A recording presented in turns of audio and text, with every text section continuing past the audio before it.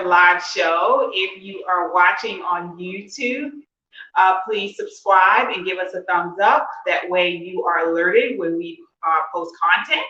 If you're watching on Facebook, please share this video and comment throughout the broadcast. We will check the comments. You will be the sixth host, and so we will respond to those comments. Also, share the video. Again, it's great because we get more comments and we love to respond and interact with you guys. So please continue to do that. As you can see, we have a bit of a different location background, so a little more relaxed and still same ladies, same entertaining, fun and informative information. So, but we just have a new location. So also comment about that. Tell us what you think about it on our YouTube or the Facebook. Let us know, is this a thumbs up or is it a thumbs down? But I guess it doesn't matter. This is how it's gonna be. Okay. Right. I mean, yeah. Any suggestions? Yeah. Any suggestions? Yeah. What you think we guys can do to the studio? We love your suggestions, and we do take it into consideration. All right. So on a more serious note, we are starting off our broadcast today, as we have been for the last several weeks, with our Declare It a Crisis Baltimore campaign. So this is a campaign where we highlight the crime. We want to make it known and highlight the crime going on in Baltimore City, specifically the murder rate. So homicides that are affecting children 18 and younger. We are spotlighting that going on from the beginning of the year, and then we're going to continue to bring this information to you throughout the year. So today we are sadly talking about the lost life of Kenyon Jones, 17 years old. He was shot on March 4th. He fought, but died on March 31st. He lost his life.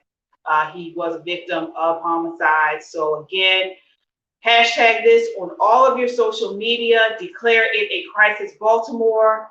We want to raise awareness about what's going on in our city and hold our leadership accountable. We need this stopped. So again, declare it a crisis, Baltimore. Hashtag declare it a crisis, Baltimore, and share this on social media. We will post this to our Facebook page at Metro Conservative Media. So if you want to share this and talk about Kenyon Jones, don't say his name. You can share it to your social media also. All right. So how are you all doing tonight? Comfy. Yeah. Yes. Comfortable, relaxed. Yeah. Too relaxed. I might take a nap in the middle of the show. Oh no.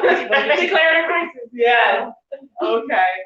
So we have people say they like the setup. Oh, so Stephen Hutchbaum says nice couch. Stephen. Yeah. And then Chadwick Frazier said great setup. Thanks, guys. Yes. Thank you. Keep the comments coming. All right. So we are starting off today with our first topic. So Shelly, you want to introduce it for us? Yes. Hi, Baltimore. Welcome back to our, like Kina said, our new season. And I almost feel, I don't know, like I shouldn't be talking about this topic compared to what's going on in Baltimore City. But I'm going to bring this topic up. So lately, and maybe not just lately, there's a lot of talk about what is a submissive wife. So this is seems to be an ongoing conversation, ongoing discussion, maybe even a debate among even conservatives, religious conservatives, Republicans, maybe some who are not so religious. But this conversation just comes up. And so I wanted to talk about what it is, or at least what do we think a submissive wife is, and how that plays out, particularly in the home, because we talk a lot on our show about families and fathers in the home. So I want to talk about what that looks like. What is a submissive wife, and what that actually looks like to some people, even among conservatives. And I think we're probably going to have some disagreement here. Right. Well, what do you have to say? Well, it's an interesting question, and So your question is what it means to be a submissive wife.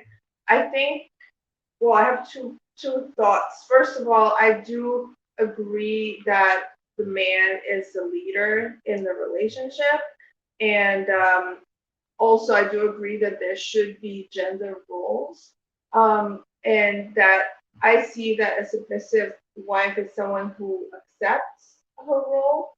It doesn't mean that she cannot do anything else with her life but be in the home, and but kind of like accepts her role, and helps the husband to do his role and his job. So actually, growing up, even though things were kind of mixed up because of, in Russia things were mixed up in terms of socialism and women did work, but then at the same time it was very nice because like when we had something difficult to do, like something that required a lot of like muscle, there would be the man doing that. Like we and also it was not nice for a woman to like carry something too heavy. Like she would feel like, oh, please help me. But then the woman would be taking care of the home and the children. But I was thinking about this and how currently in our culture, the idea of men and masculinity has been affected, and how the cultural Marxism has been affecting the males, and how effeminizing them, yes, and how men also many boys grow up without a father, so they do not have that role model of what it is to be a husband and a leader and someone that a woman can rely on. So I'm thinking like in the relationship, in the marriage where the husband is not a leader, doesn't know how to be one, how can the woman be a submissive wife? So that's And so Shantia Fraser said submission is a form of protection. And I'd agree with that. But the first thing is you have to a woman needs to submit to something. So that means that the man should have a vision or have something for the woman to submit to it. And she agrees to his life, and she agrees to whatever his mission is, because you're subbing to the mission, then that's where you become a couple, and and he makes the decisions because he's still in the house. So well, that's what one thing. I don't know. I agree with that somewhat. Well, one thing about you said head of the household. So the whole concept of submission is a biblical concept. Right. It comes from the sense of Ephesians and order. So biblically, God is supposed to lead the man, and then the man leads the wife, and then they both lead the household. Right. So is it your contention that this is the best way for a relationship to work? My contention, biblically, I think that's the ideal. What I guess I would say I disagree with when I hear people say that the man just makes the decisions. I think it should be a joint effort. And I also think that wives are equal. I'm not saying that the man is better than and the woman is sort of a doormat, which we hear that word a lot. I think that they can make decisions equally. I think they are both capable, and I think they are both made in the image of God, and that they can do that equally in agreement. What I also take issue with sometimes when I hear when people ask a question, a legitimate question, I think, well, what about when the man is not making good or even right decisions? Why should he be allowed, if you will, if you want to use that word, to have the final say? And this came up for me recently. Someone was talking about the mother was talking about sending her child to Christian school. The father was absolutely against it because for whatever reason, I don't know if it was financially, he didn't want to make the sacrifice, whatever the reason was, that he wanted the child to stay in public school. And someone said, well, he's the man, he gets to make the decision. No, why does that? I don't understand why that default is there, particularly when the decision is not in the best interest of the child, the family. Well, if the man is leading, he has. So sometimes the man having their idea or in their head an idea or the reason, like you said, could be financially or whatever. If he's leading, he would know why he's saying no. But I think the wife would know too, because if they're a couple, then the wife would have equal access to quote unquote the information in that marriage, in that household. So when there is a disagreement, particularly in the areas of finances, children, religion, which are the mainstays of a lot of debates in a marriage or disagreements, I don't agree that it's always the man who gets the final say. I just don't agree with that. Well, let me get I was it's gonna say I have a totally different. I think there's aspects that all of you said that I touch base with. I think I understand the biblical reference of the word submissive, but I just think it's the wrong word, because when I think of submissive, like this is the dictionary definition of submissive: ready to conform to the authority or will of others, meekly obedient or passive. Like, I'm opinionated, I'm headstrong, I'm not submissive to anybody if I don't agree with them. Like, it makes me think authoritarian. It makes me think of like how in other countries where we're not privileged with, here in the US, we're privileged with equality of men and women. But in a lot of nations around the world, like, they are not. And it is something for a woman to be submissive to a man to the point that they are their property. They have no rights. They have no say. It's been exaggerated. Right, like, I mean, concept. right, like, for instance, in some areas in the Middle East, right, like, that is very much a thing. It is. And the women have no rights. because I mean, to be honest, I don't want to have to make decisions. I don't want to have to go against the man, or let him bring home the money, let him do what he does. And yeah, it's not passive. Like, I think that is passive. I think that's a passive. I think that's first of all, as you know, I'm very opinionated. Yeah. However, I know my place, and if it comes down to both of us making a decision, because anything with two heads is a monster. I'm not gonna go against the head. Trying to. And being a doormat is absolutely not. Actually, most submissive women are actually very smart. I mean, they just know their role. Really, nothing like, more so than doing there is a difference between, obviously, there is a natural biological difference between men and women. And I think both people have a role, and it's up to that couple to determine how they want to split those responsibilities, and that's kind of my opinion. Relationship-wise, I like a masculine. Exactly. Look at my boyfriend, like, I like a masculine, and that's my preference. But that doesn't. You said something interesting, that in biblical terms, there's God and the man and then the wife.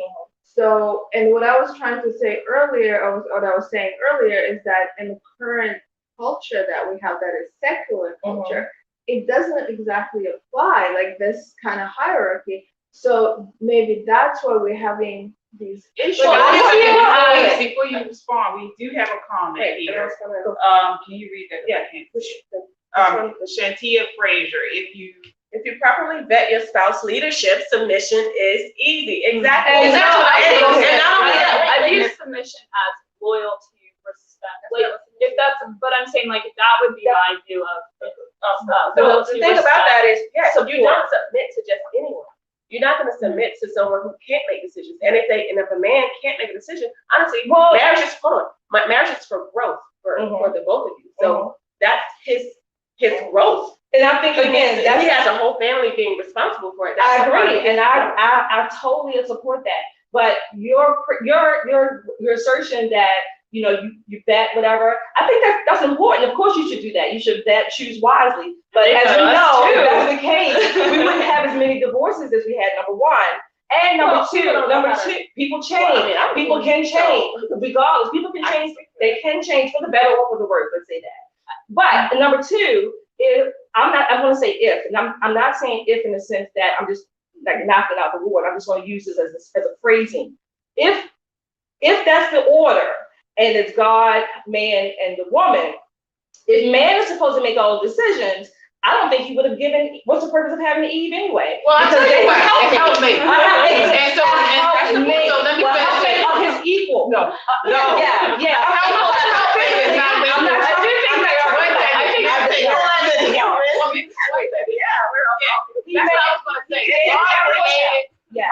Eve as a helpmate. Yeah. Now a helpmate. Yeah. Maybe you listen to the word help me. Okay. It is someone to help. But let me say, If you're helping someone, you have to bring something. You have to be able to help them. That's what I'm saying. Exactly. That's what I'm saying. I are looking at this as more authoritarian, and that's not the idea of submission. Submission is one, you allow for your spouse or your partner to be not so much the final voice, but you have trusted this person to take on the responsibility. Chadwick Fraser said a good husband will have a conversation with his wife. Exactly. And take into consideration her thoughts and feelings. But the ultimate decision is his. Right. No, So, no, when a man leaves, I need to bring my shirt back. I should have worn my shirt. that makes sense because you always, there is order in everything. I think- Like a group. I think it's like, You're not out of order. What I'm saying is,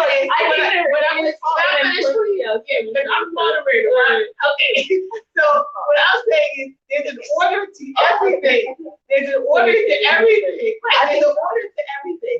And so what happens is, I value, like for instance, for the show, okay, I'm the moderator for the show. So I'm supposed to set some type of order. I don't really do a good job, but I'm supposed to set an order for the way the show flows, right? So I don't discount anyone's opinion, or everyone has a voice. We're all opinionated, but there comes a point where if you guys are taking cues, and so if I say a certain thing, instead of you continuing to go on, you may say, all right, I'm going to just say one last thing, and then, so it's someone to look toward. Even in your example,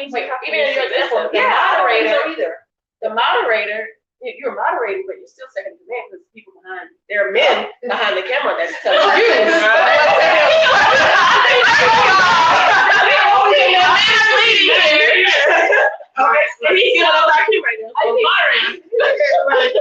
I'll say it really quick. I do think there is a value to a man in a household, of course, and a woman in a household, but I do think it's a joint decision. I think everything comes to a joint decision in the end. I don't discard my views if at the end of the day discard your views. she does it, right? But I do think it's a dual decision. If your husband, I have something to say. It's interesting what I'm noticing is that we're split. Like there's people on this side of the couch that are like, it's equal, and then Here's the women out of order.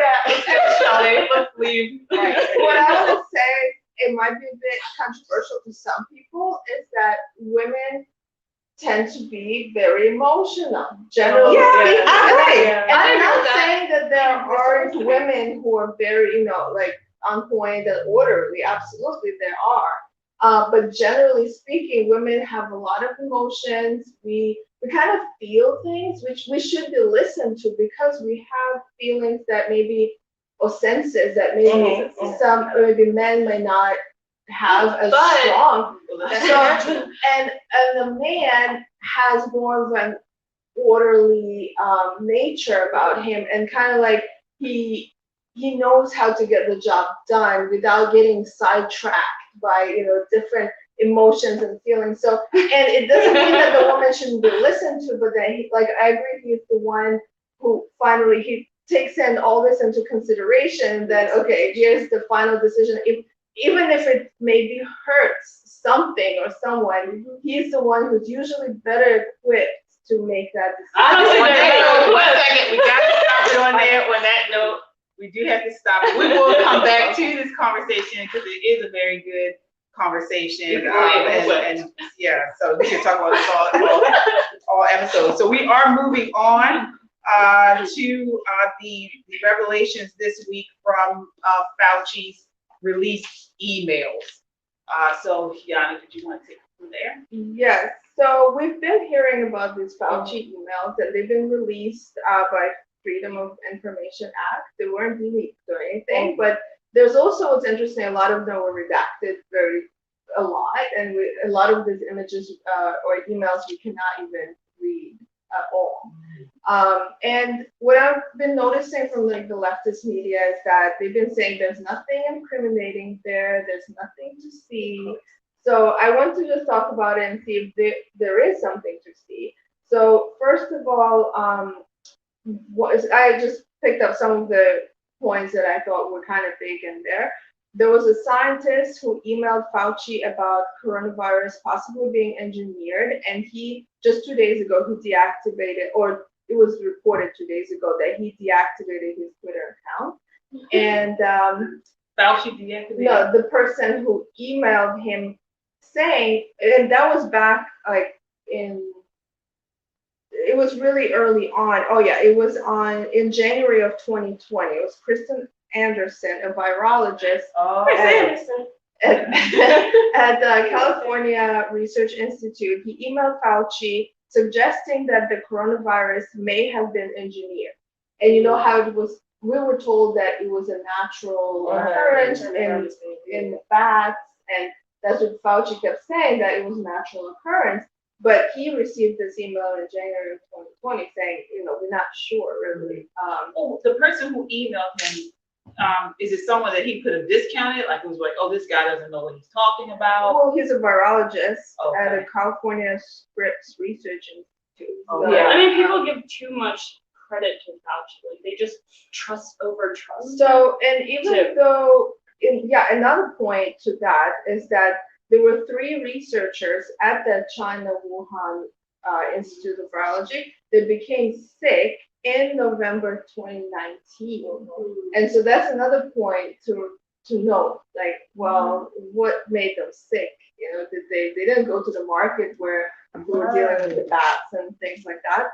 And then another interesting point, that the president of EcoHealth Alliance, he thanked Fauci for publicly dismissing the Wuhan lab leak theory, saying, I just want to say a personal thank you on behalf of our staff for publicly standing up and stating that the scientific evidence supports natural origins. So he was very happy that. Who said that? And this was the president of EcoHealth Alliance. His name is Peter Daszak. And the EcoHealth Alliance is the organization that granted $3.4 million in funding to Wuhan Institute of Virology. And so one of the things that also Fauci stated when he was under oath in Congress, that there was no research, that there was no funding being given for gain of function research. And gain of function is the manipulation of a virus to make it more transmissible, to make it more potent, to make it more deadly. And so it is now known that it was being funded. And so these are the what was being funded exactly? The lab and the where they research, created, where they were manipulating the virus, making it stronger. So that's being funded by who? The CDC, the NIH, CDC, they send money to them every month, I guess. Right, and this was even before the outbreak of Wuhan. Yeah. And so those two things, so again, like they're saying, like there's nothing to see. So those are the 2 points. Then another thing that was really big, if you remember, there were some doctors that came out talking about the hydroxychloroquine, talking about other medicine that could be helping people, and there was censored relentlessly. Anyone who posted, if you guys remember, the woman who created it or used it, And they did use it initially to help certain people that were at risk of dying. So it's like a try, or what do they call it? He received an email very early on in the process from a person saying, the other drug I have and have told my family and some friends to get is called hydroxychloroquine. It seems to be effective and safe. Who said that? This was that was part of the email. Yes, it was in the emails. It was Eric Nielsen, a physicist and CEO of Biosignal Technologies. So this was in March 2020 that he was emailing him saying it's been used and it's This worked. is around the time How do we know? Because he probably got a bunch of emails from all types of people. I actually emailed him.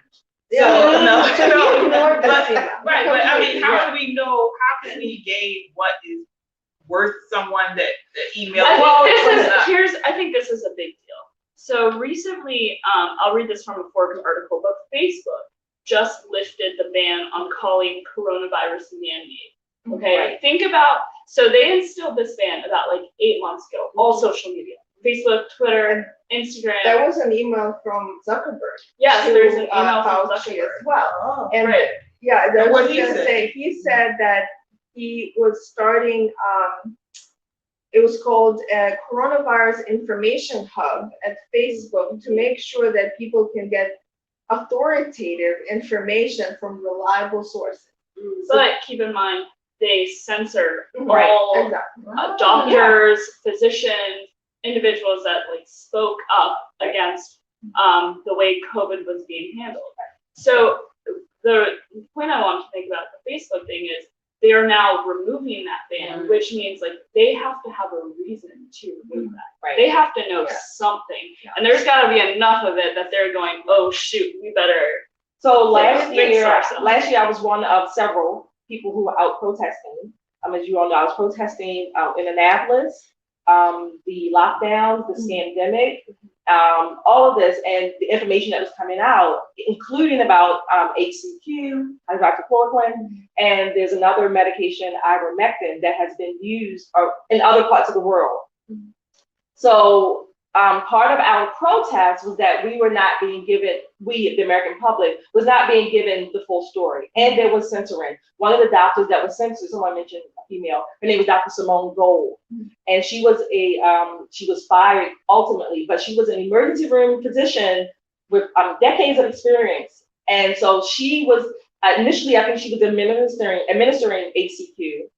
When she started speaking out, she was one of several doctors that were ultimately censored or fired, whatever the word you want to throw in there, because we were not being given full information. So I want to say that people probably died because of this kind of censorship. So Well, not only that, but really quick, just add on. So I want everybody to look up this doctor later. Her name, she's a Chinese virologist that the U.S. took into custody. She came here for refuge.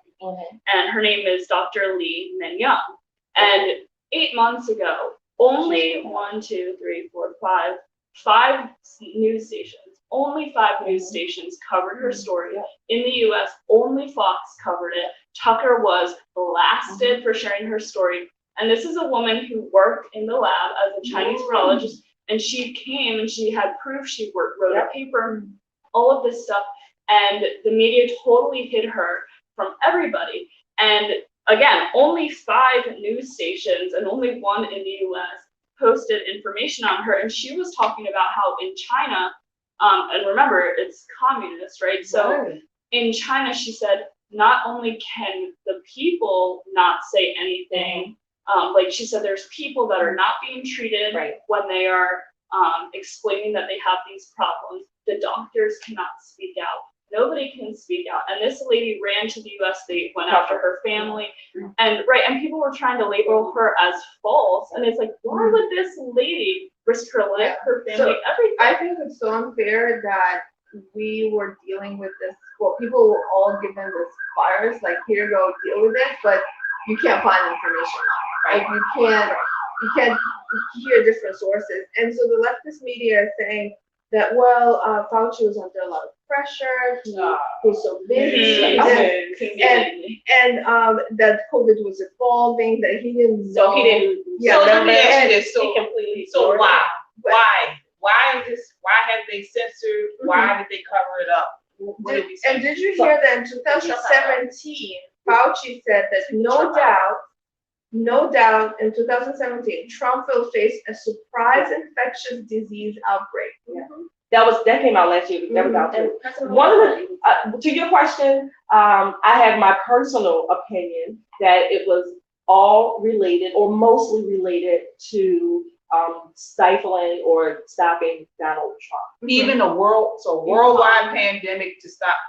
I think the United States. Yes, I think, don't get me wrong, I think the virus was real or is real. I think the virus is real. I do believe some people die because of the virus. I don't believe the numbers that are officially on the record, but I do believe the virus is real. I think some people did get sick from it, but I think that they use this and exacerbated it and lied, covered up, whatever other word you want, whatever other adjective, to their advantage to get Donald Trump out of office. Who covered up? You saying The media. Well, the WHO. US media. Oh yeah, Oh, the yeah. US media. Yeah, Support. yeah, the media.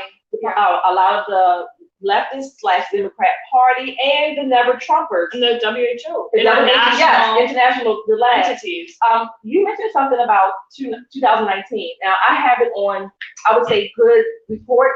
I have it on good report from some people that in 2019, the fall of 2019, that these people believe that they were already exposed to Wuhan because of the nature of their job here in the U.S. And at that time, those people, they didn't know that it was considered Wuhan. They thought it was actually a flu or just pneumonia. So these people that I've spoken to, it was also in the email. 2019. So there were already symptoms and exposures to people in close contact with other people who had it at that time. So these people believe on good, I guess I would say on good faith, if you will, some good clues that Wuhan was already here in the fall of 2019. Yeah, so it was, in one of the emails, it did say that one of the doctors who emailed him said that he believes that the virus was already in the U.S.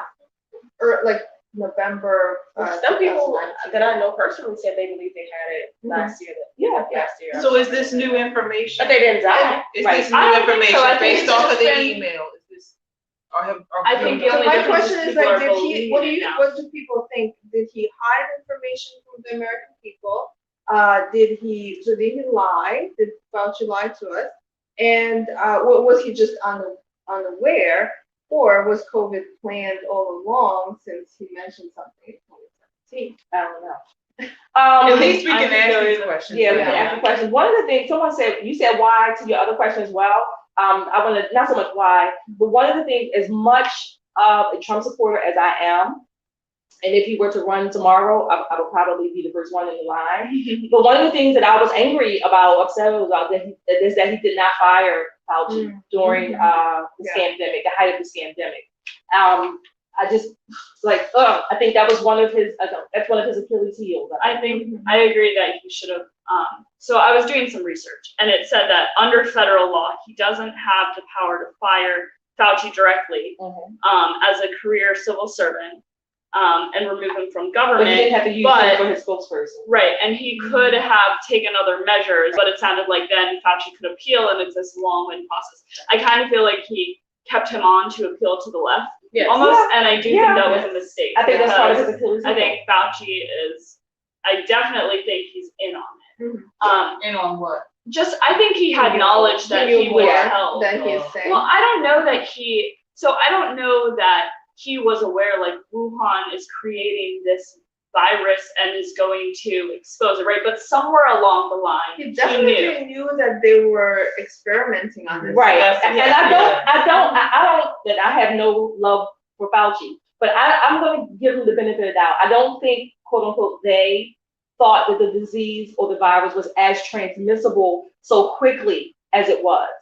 So I'm going to kind of give him a little bit. He had to know. He knew that. The way I see it is that what I think the problem was a leak. As we can see, the people got sick.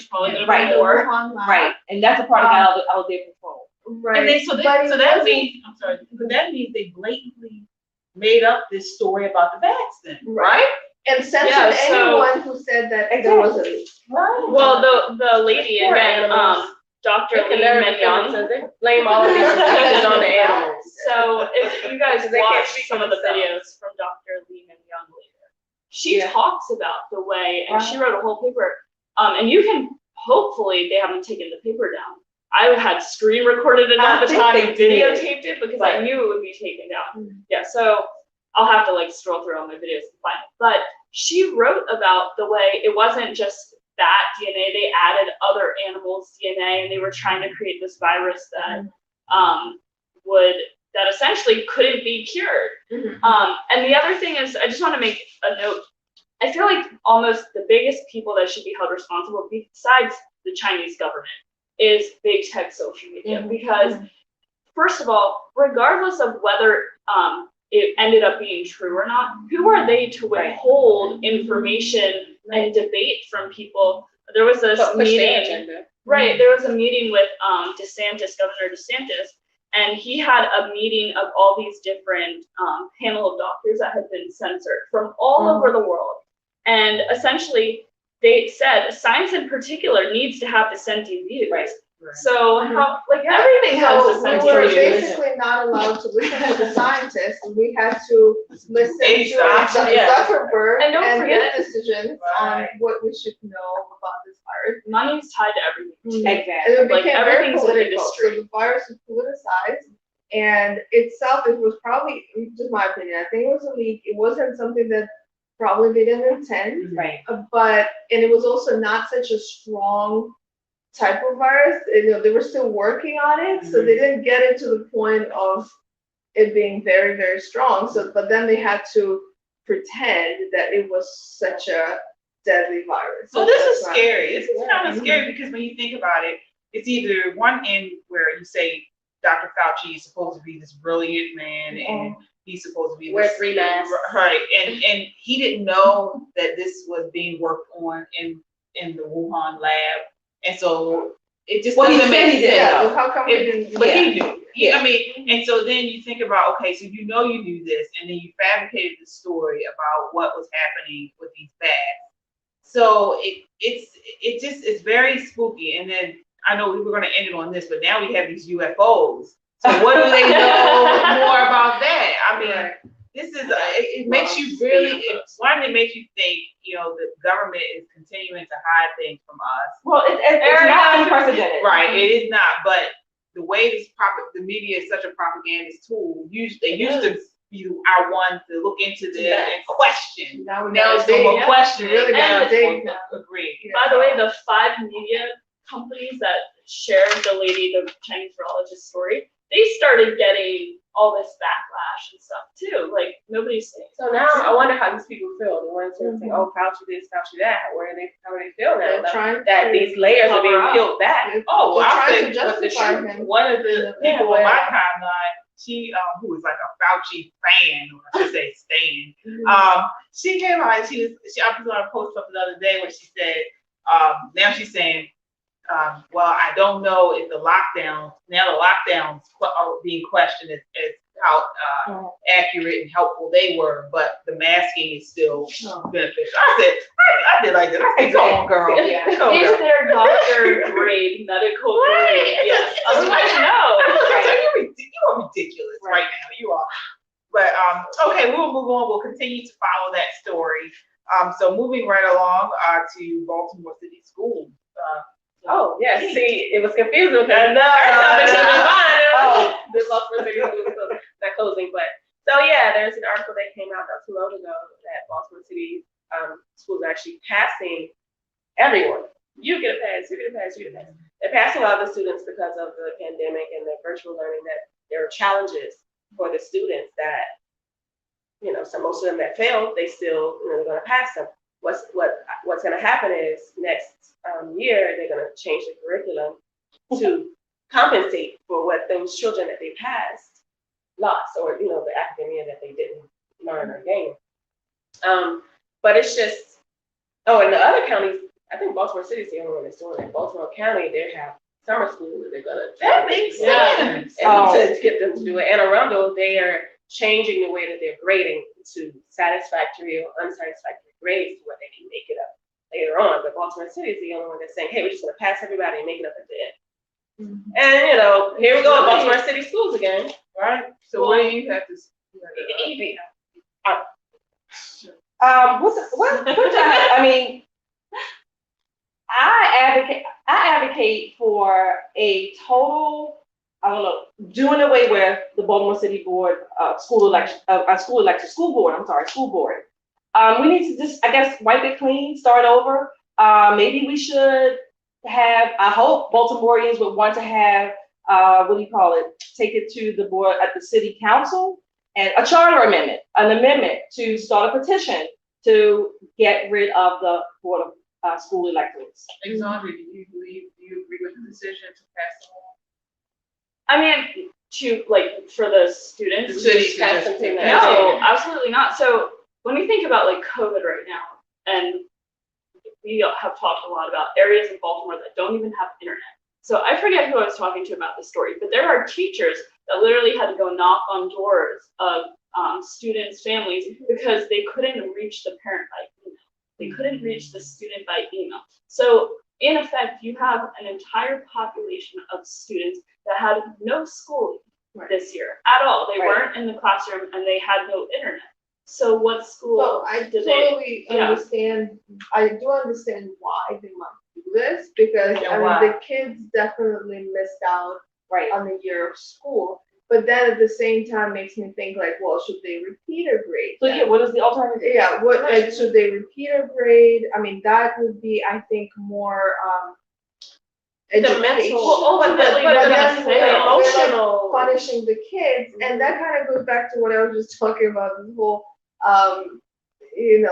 COVID thing and how it was so overblown, and then the kids who actually probably could have gotten, a better education. There were schools that were open the whole time, the entire time, And they could have. they took School precautions choice and could they have still allowed- managed to have teachers come in, and there were teachers that were willing to teach, and Yeah, but they probably had AC, they probably had heat in their, just imagine going to school during a pandemic and still not having heat. Right. Well, a lot of kids go to school as a sanctuary for like the situations that they're dealing with at home, and that was all closed up. So how are they gonna get an education while they're at home? and I agree, like, we don't wanna punish the kids, remove their summer, but there's gotta be something instituted that allows them, because in the end, they're the ones that are gonna not be able to compete. all year round.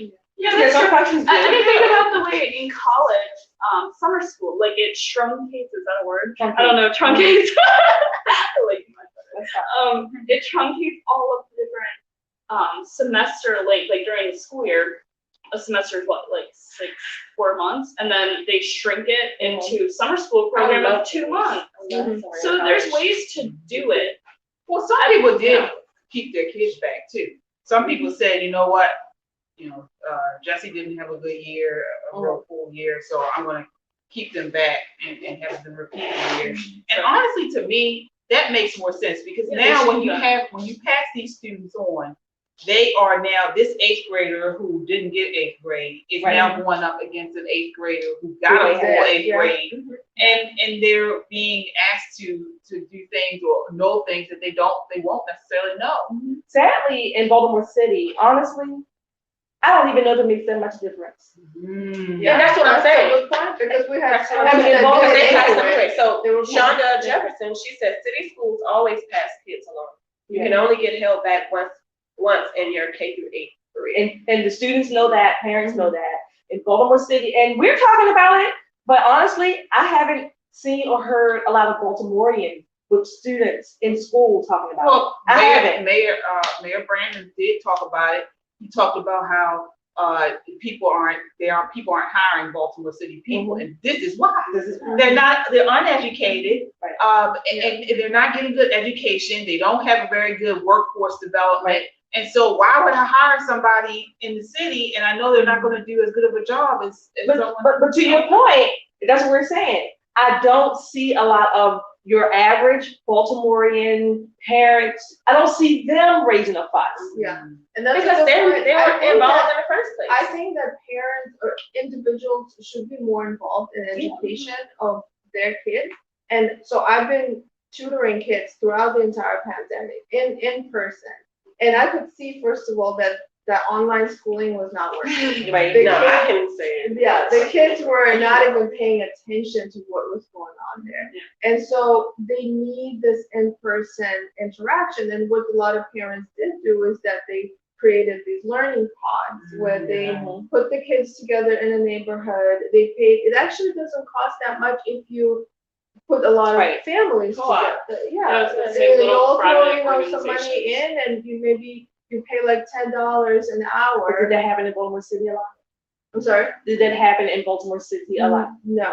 So, but what I'm saying is that if people are able to do that, I understand that there are people who definitely cannot afford something private like this. But if they're able to, do not ignore the problem because it will catch on. Like these kids eventually are not going to be hired. They will not be able to enter a college or university. And so if you're able to maybe get, fundraise or something, get One thing that for would your solve kid. that, a lot of that, is school choice. Give the vouchers to the parents, have the money follow the child. The parents will be competitive. Schools and educational facilities would compete against each other for your money for your child. In competition, the standards will raise. Yeah. The Democrats And don't then we're want even that, on- and Democrats So run yeah, we can't Baltimore rely City, so. on the government always to do Yeah. everything to educate. Oh, the they kids. do. They rely on the government. Well, and see what's going on. The kids cannot read. Yeah. Well, we Ultimately, will Reading is continue. fundamental, right? Baltimore City reads. We will continue to follow this story. We will end tonight with the Equality Act. So we want to discuss that as far as what does it mean, and what does it mean for everyday individuals? Is it something that we do need as far as the Equality Act? This is an act that was passed by the House, and now it's currently in the Senate. And we're talking about this just particularly because it is Pride Month. And so My rainbow's back. Okay. I'm sorry. Oh, okay. And so this affects a lot of the LGBT community. So what are your guys' thoughts? First of all, make rainbows hetero again. Just make a rainbow a rainbow. Just a rainbow. Just Yeah. I just say let Again. people be and do what they want, So but you believe the rainbow should stay with the LGBT? I'm indifferent. I mean, at this point, I know you like, said when she said at this make it point, hetero, you rainbow. said let it. Oh, you just wanted to be a leprechaun I'm just saying, rainbow. like, You wanted to be. I don't look. I don't have anything yet from the high level. Take this document away, right? At a high level of the Equality Act, right? Let's forget what it's called because the left likes to name acts titles that don't always align with what is in the act, right? Do I believe in equality for the LGBT community? Absolutely, right? What did that look like? So, I mean, marry who you want to marry. Like, I don't know why everybody, or if there are people, I think a lot of the argument in that direction is somewhat tied to religion sometimes. But can't we marry who we want to marry now? Well, in Is some that cases, in you some can. cases, So, you like, can. And states one of the still things can. in the Equality Act, you can, right? But in part of the Equality Act is like, for example, some churches were denying people, but at the same time, So wait. So in my case, why would you want to go to that preacher anyway?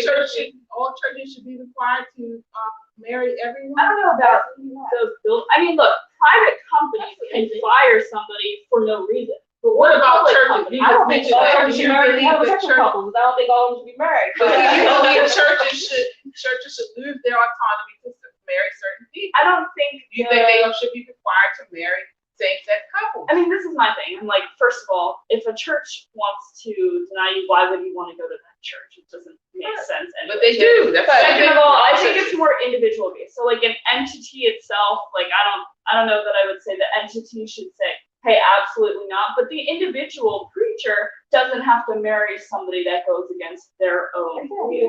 That's kind of So the you're way I saying say. a church should not be required to marry same-sex if they deem that not. I would say it almost go to the individual. That would What about- that what's that mean? would Wait a be minute, freedom what's that of mean? religion. Right. I mean, So- people have freedom to practice their Right. religion the way it is mandated to them by Right, their religion. So if the government is forcing someone to go against their religious belief, that infringes on their religion. And you're the one that says you Really believe in good, so- separation of church and state. So in Right. this case, that's not a Well, separation.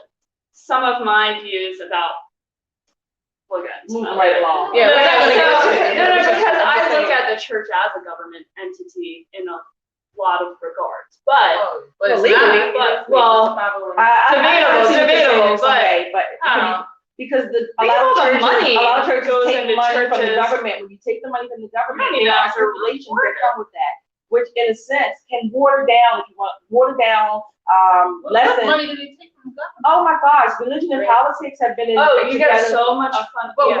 what But- money are we paying the church? Government Well, paying the church? a lot of people. Churches get money, they get tax, tax incentives, Yeah. tax breaks. Yeah, they That's do. what But what government- is the government paying? them? Some churches get, I want to say kickbacks or reimbursements for some of the people that they care for, some of the, maybe the lower income people. Yeah, I mean, may not be Churches your are church. big financial Yeah, they are, institutions. yeah. So you said something, I thought you were saying Really? something like churches get money Oh, from the not just- government, not just like, as a- like abortion. Oh, no, Planned no, they Parenthood. get some churches get some funds from the government to do X, Y, Z, maybe for a specific reason, specific cause, it's time limited, but with those funds come stipulations and criteria. And that's a lot of times how agencies or churches or other organizations get caught in this kind of web. Oh, well, you're taking government money. Now you are basically agreeing to the whole panoply of government regulations.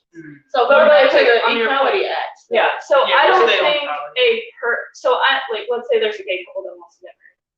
I don't think they should be like, oh, I want to get married by this priest, and this priest doesn't want to marry me, so it's gonna be a criminal force. right? That should not be allowed, right? But in general, should a couple be married allowed? Like if they're everyday church goers to this particular church and they want to marry in this church, like there's got to be a pastor somewhere there that should be okay. there's no other pastor. No, That's my view. there are some churches that will do that. Some denominations. I'm not saying that. I mean, you can rent out churches. I they know can you want rent to out- But why would they want? That's the other thing. But they don't do that It's denied you. Why would you? Act of protest. That's Right, the thing. Like right. that's been done where they would go to the cake, the Bakery. bakery, Yeah. and order a cake, knowing that they will deny, and so they'll create. Right. a So huge I fuss. agree They'll with do that. the same thing with churches. I think there need to, and I don't know the best way to implement it, loopholes somewhere, like prevent those loopholes. But really quick, my view on the Equality Act. Well, before you is- begin, because we don't have much time, is there anything that someone agrees with about the Equality Act? First of all, I don't even know, what is it General. doing that we don't already have Right. the ability to do? Well, and I say, Yeah. we, What is- I'm what is not it doing? LGBTQ, Don't know but- what that is. I think There's a lot. it's conflating Okay. I think the Equality Act conflates, like, makes all these issues about things that really are not issues currently. like the left does. Well, Like, I do our have African a- Americans, I do it's have a big- information. Yeah, really, sorry, I was just gonna Wait, say, can so, you, wait, first, before we go on, can we answer my question? Is there anyone here, that you know of, agrees with something that the Equality Act is doing? well, like, okay, basic, but I feel like, again, this is already a thing, It's already but there, the yeah. basic, I wanna eat at this restaurant and I'm denied service.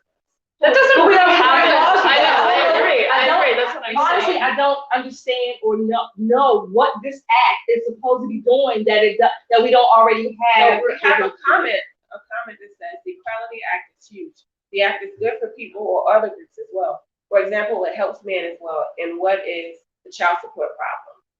Well, that's okay, it. yeah, so That's a that's good one. Imagine one thing If in it. people but- men take take advantage of support. it. Right, but Because I these do women are understand there might be something in it that some group of people might find beneficial to them, but then you can't just let's say if you had to vote on this, you can't just vote on it but because of this one thing in it, carve-outs. because Yeah. what it does, like, so I looked it That's up, some very brief information about it, and so one of the things that stood out to me, it says the bill prohibits an individual from being denied access to a shared facility, including a restroom, a locker room, and a dressing room that is in accordance with the individual's gender It's an identity. executive order. So Really- basically, you can identify as a man one day, a woman the next week, and if you have to go to the bathroom in Sam's Club, if you're a man with a penis but you identify as a woman, then I'm going to use the ladies' restroom. But really quick, I think with all laws, there are people that take advantage of these laws.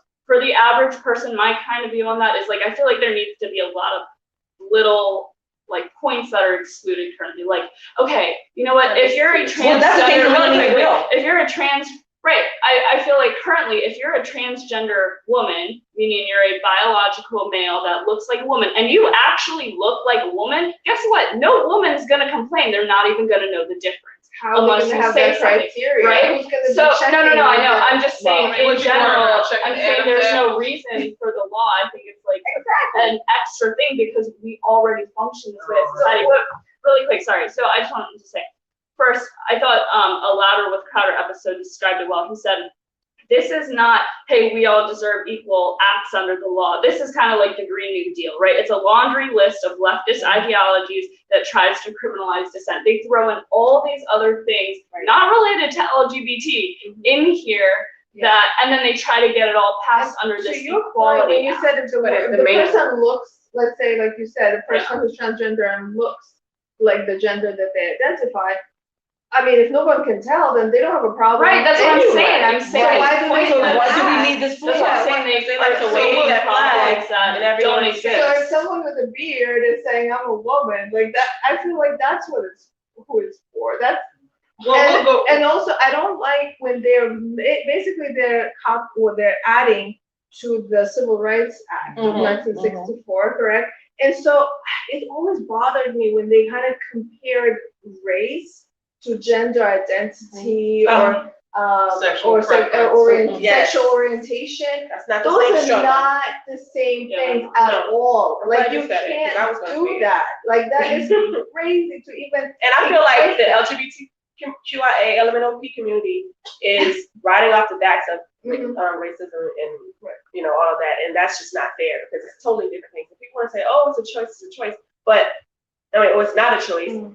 It's not a choice to be black, or it's not a choice to be Asian. It's just not not a the choice same thing at all. Your behavior, what you do, sexually is not the same as someone being born a certain race or ethnicity. Well, That's ridiculous. I want to go around here, if we could, and ask because I've already asked what you all agree with.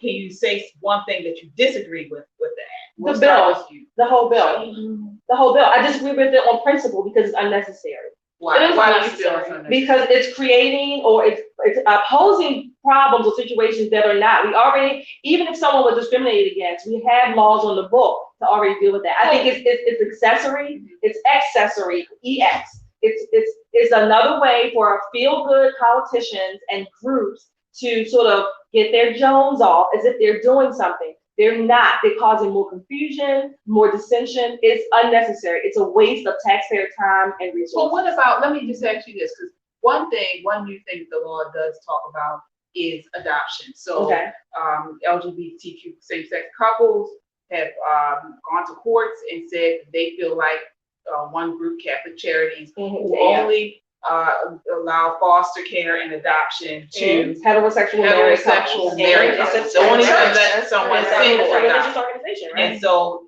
they do this act would say that they need to change that and allow same-sex. And I think the act might say that. I think the Catholic Charities would definitely fight that, or if Catholic Charities were closed. And let's say Catholic Charities is closed, then who's that going to hurt? That's going to hurt all those children who are waiting and need to be adopted. They're going to be taken in by the foster system, which is already overcrowded, right? Particularly with older kids.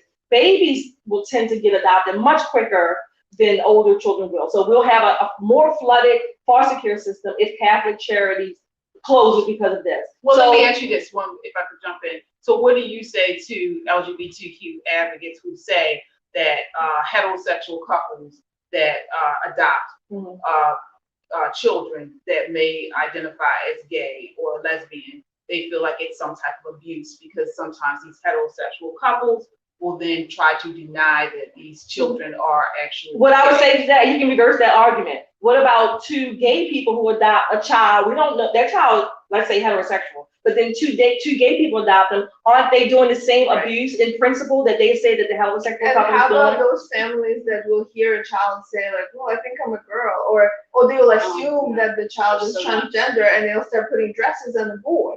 Right. I mean, so that can go either way. That's definitely or start giving them hormones. I mean, that's been done. That can go either way. Well, that's actually being advocated though. Yeah, That's that I advocated agree right with. now. And actually it's reverse because now they're saying that if your child identical to you says I'm biological boy, but I believe I'm a girl, and you and they say they want to go to school, they say they want to start these hormones, and you deny that, that can be So the child is taken away from them Right, because of that. So this is again, something. this is all like Yeah. cultural Marxism being pushed, and this is really to dilute the culture, to not just dilute, to really destroy it.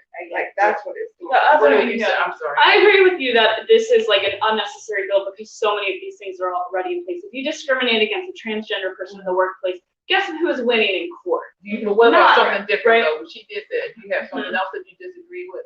So I also disagree with like the component on athletics and some of that. Like when you're talking about the transgenders in women's sports, for example, like, and I have to look to see exactly like what pieces of this are in the bill, right? But I do agree that yes, all kids should be able to play sports and this and that, but I think there are changes that would need to be made. Okay, let them run with the girls, but then have separate awards for transgender and separate awards for girls that don't take away from the girls, right? Like I'm just saying, there are people that are transgender. I don't think the whole transgender thing is a choice.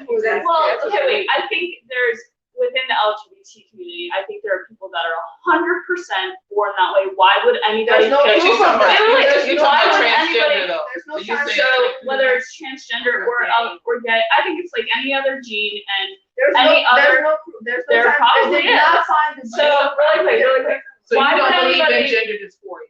Is that No, what you're I saying? think there are people that have gender dysphoria, Yeah, and okay, there there are are. people that have That's fads actually- and go with the trends and this and that. But there are people. I think there are people that are born that way, and I do think there's a lot of confusion. There's a lot of room for people to become confused, but I do think there are people that are born feeling That's this the particular narrative way that's been because why pushed. would they ever want? I have a lot of friends in this community, and why We would can they want to? I mean, we can. I'm just saying that why would people want to put themselves through a harder life? A lot of people like to be big. Because you feel in a some certain way. Like, But there's again, people- I definitely think there are some people that are born, and there are That's some people your that opinion. choose. That is So fine, really but quick, that really should quick. not be pushed on the culture.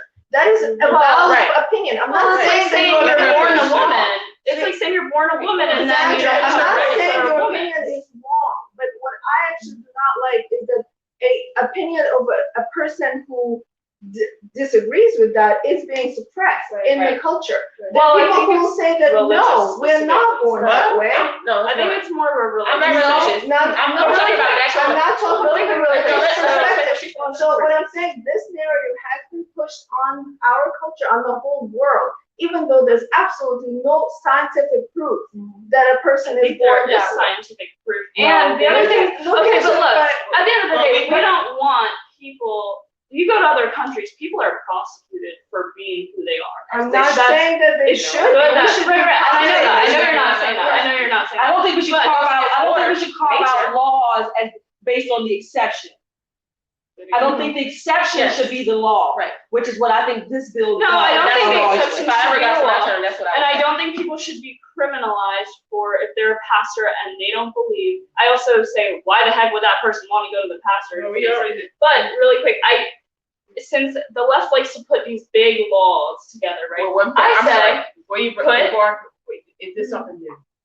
I don't think it's something new. I think that they're just creating new titles for things that already exist. And Right. Oh, you're pandering talking about the the bill. bill. Oh, this is new. So I would say throw in, because it's an equality law, let's throw in equality for conservatives to have equal protection under the law and to not be discriminated against in places, because that doesn't exist currently. I mean, I don't know how. Edie said it in a side point. Well, look at the Green New Deal. It has all this random crap. All right. Well, we have definitely. We've already I'm like, oh, that was a good one too. All right, so we are going to wrap up tonight. Thank you so much for watching with us. Again, we're in a new space, so please comment about that. And again, if you're watching on Facebook and you've enjoyed the content, you've enjoyed the conversation, like the video, share it. Same thing, YouTube. If you're watching and you've enjoyed the content tonight, please subscribe to our channel and like the channel. We will see you again next Wednesday at 8 p.m. Couple of announcements for those who are in Baltimore City. There is a huge event coming up Juneteenth, June 19th. The Douglas Leadership Institute, the Maryland Black Republican Council, and the Frederick Douglass Foundation have all partnered together and are bringing you a Juneteenth gala, Juneteenth Jubilee, Weekend of Power. So on Saturday, June 19th, we will have here in Baltimore City, Bob Woodson. So he is, I know everyone's so excited. He's a huge person in the movement, and he started 1776 Unites. It's going to be a wonderful evening. There's going to be food. There's going to be live music. And we are celebrating pioneers within Baltimore City, Mr. Victor Clark and Mr. Fred Price. So if you haven't gotten your tickets already, you can go to Metro Conservative Media, also Maryland Black Republican Council, and Eventbrite. You can go on Eventbrite and buy tickets for that evening. It's going to be a spectacular evening, so you don't want to miss it. Also, we have a webpage. Oh yeah. Yeah. So if you're home one night and you think, man, I missed popping politics the other night. I gotta get my fix. You can go right to www.metroconservativemedia. Yes, metroconservativemedia.com, and you can find all of our old content, new content. You can find out where we may be, events that are going on. You can find out about us. So definitely go on there, metroconservativemedia.com. And if you want to invest in us, you can also donate. We appreciate that as well. All right. So that is all. Again, thank you so much for watching. Count your blessings and live a life of purpose. Good night.